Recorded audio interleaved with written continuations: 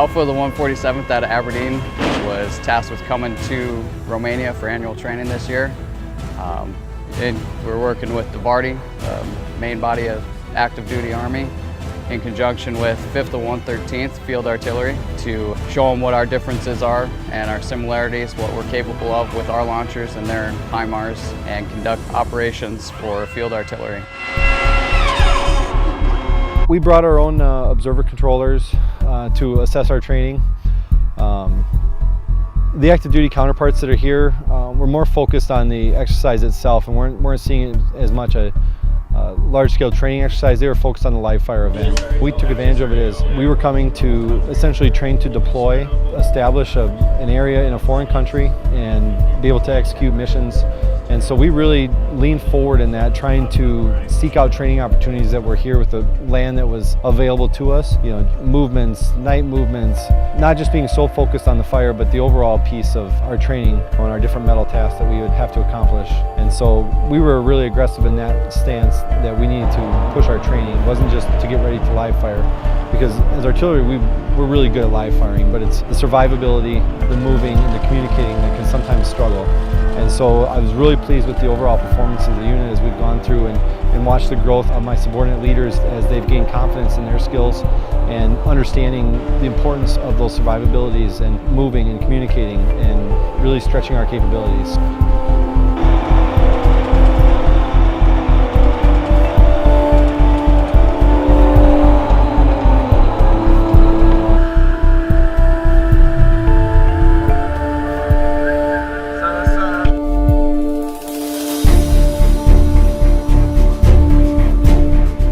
For our particular unit, what we do is occupy an area, and when we receive fire missions, we pull out there and conduct those fire missions and then move back to the area of operations.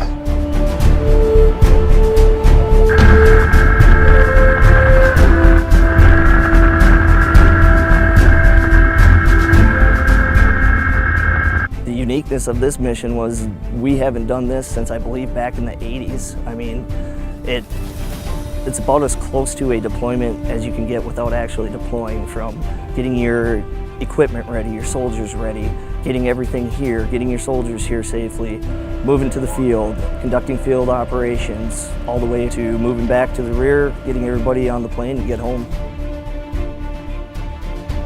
We train all of our guys that are in the launcher, the drivers, the gunners, and the chiefs, swap around, make sure everybody knows everybody's job in there. That way, when we do get called up, everybody's proficient in any job.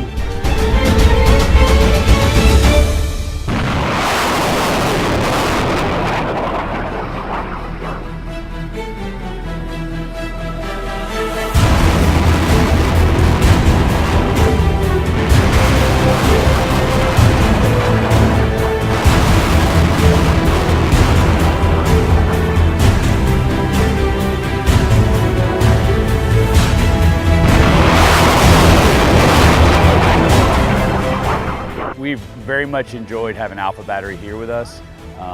This used to be an MLRS unit, and so I think a lot of our guys had some flashbacks to the good old days of being on the tracks.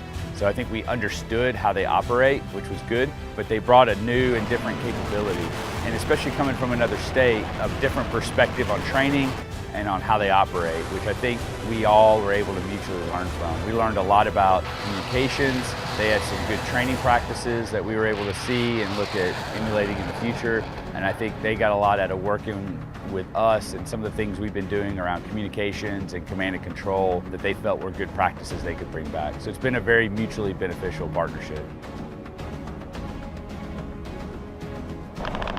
This is really the demonstration. There's going to be several heads of state here, defense ministers, to show how we can combine effects on the battlefield. And it's pretty impressive. You don't get to see this much hardware in one place, concentrating effects in one spot with helicopter gunships, fixed-wing aircraft, and then just a seemingly endless line of fighting vehicles and armor all attacking. It really shows what we can bring to the battlefield as a combined force.